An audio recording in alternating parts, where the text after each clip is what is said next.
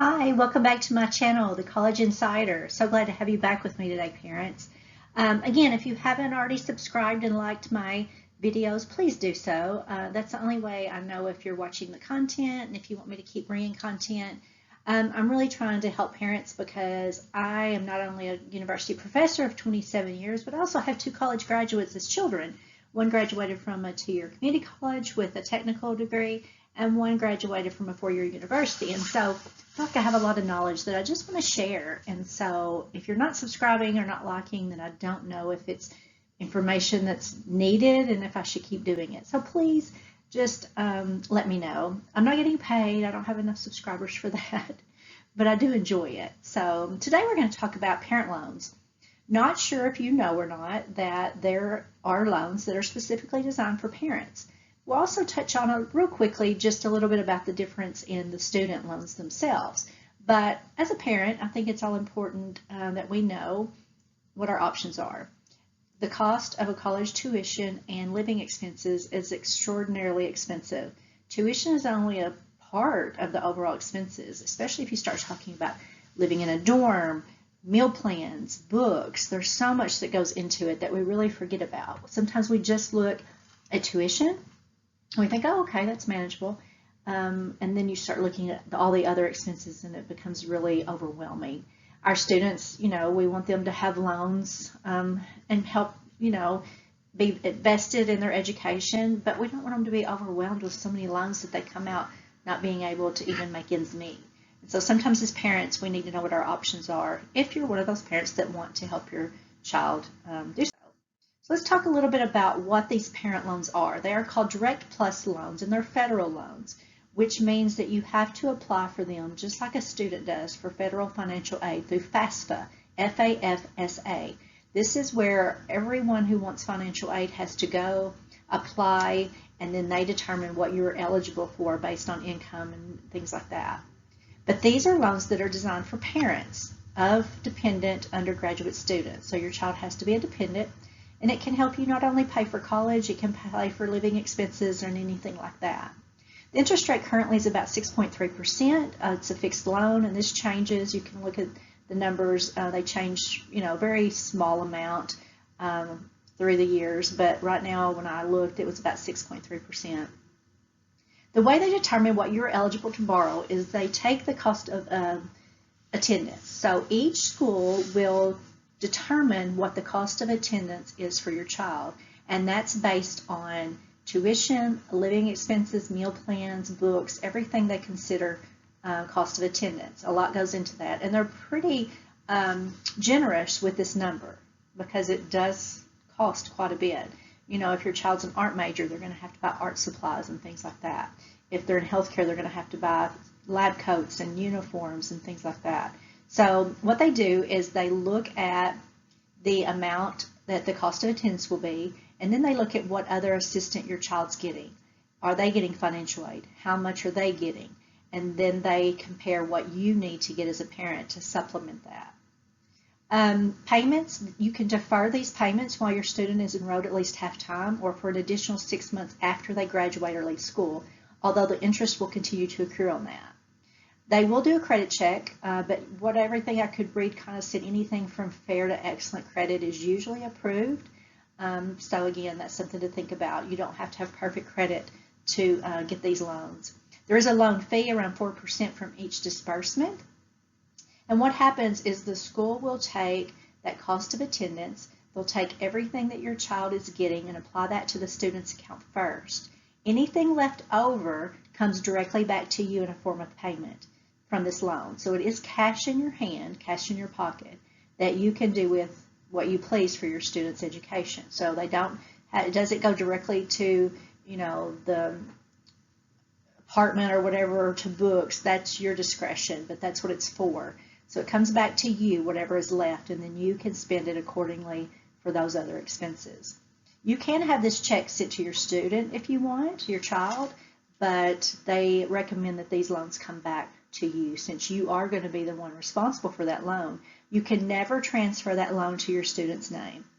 So just remember that. You may take it out now and think, oh, okay, well, I'll help them, but then I'm going to give that loan over to them at some point. It doesn't work that way. It's always your loan if you take it out.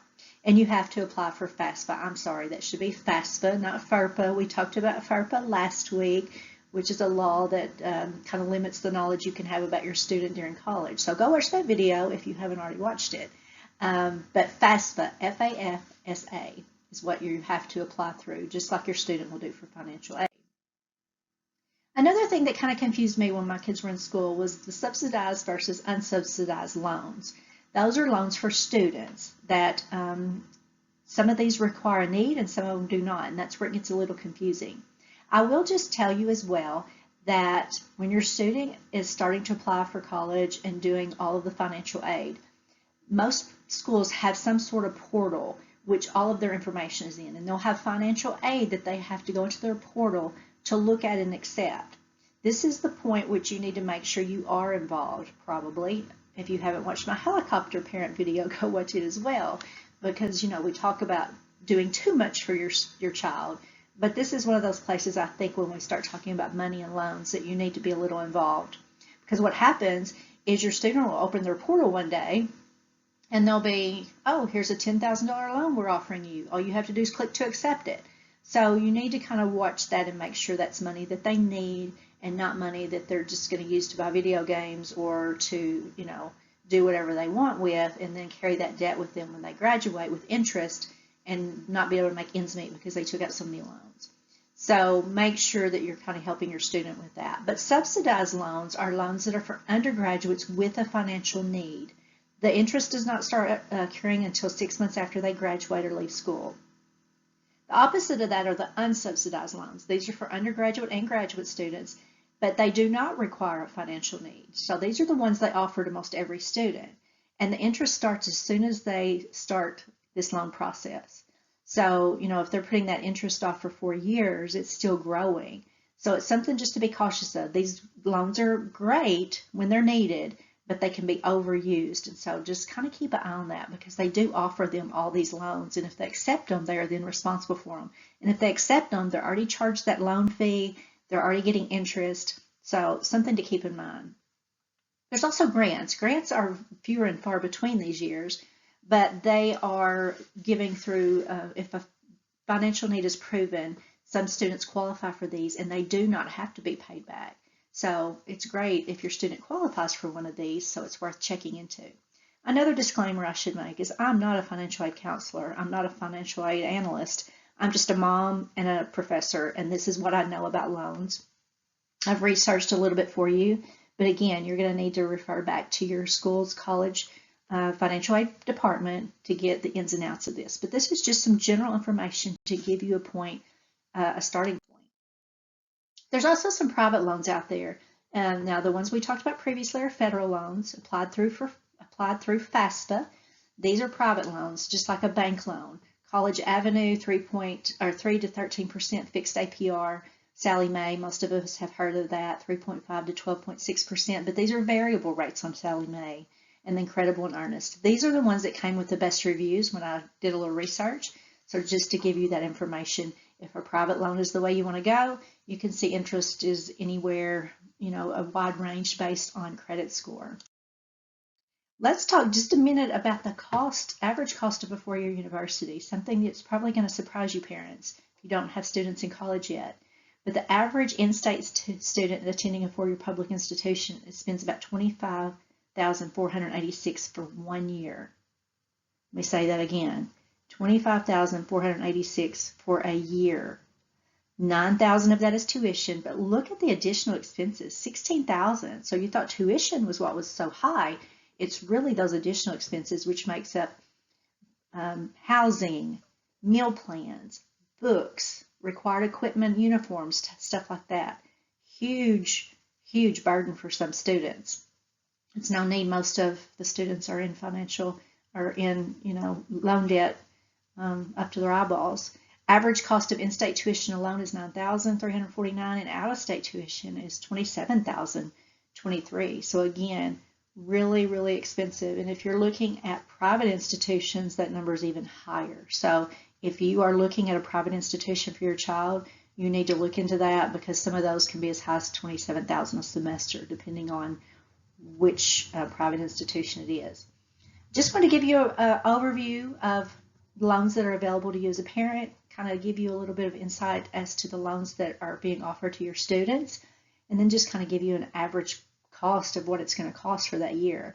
It is a great investment. Education is a great investment, and so it's money well spent. We just need to teach our students to be responsible with it.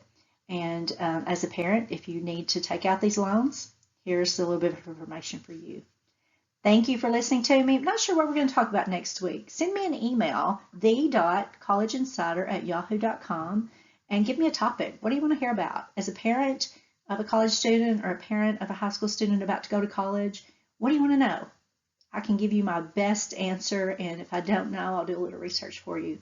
Don't forget to subscribe over there and like my videos so I'll know if you need me to keep doing this. And again, send me an email. Give me some information you'd like to know about. That's why I'm here. Thanks, guys. Have a great day.